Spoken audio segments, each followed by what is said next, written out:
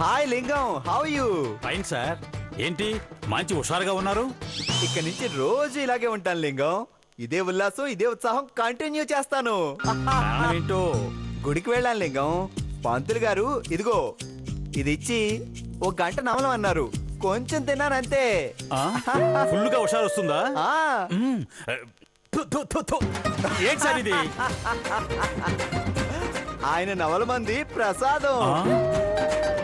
మరి ఇదేంటి? ఎరేజర్, తెలుగులో రబ్బర్ అంటారు. మరి చేతికిచ్చి నవలమన్నారు? అవును, ఇది చేతికిచ్చి ప్రసాదం నవలమన్నారు. సర్లేండి, అవతల మేడం గారు రమ్మంటున్నారు, వెళ్ళండి. ఎందుకు? ఏమో నాకేం తెలుసు. నేను వెళ్ళను. ఏం చేస్తుంది? నా ఉద్యోగం పీకేస్తుంది సార్. ఎందుకు? నన్ను పిలవనందుకా? కాదు, నా బదులు మిమ్మల్ని పెట్టుకోవటానికి. ఆ, వద్దులే, నేను వెళ్తాను.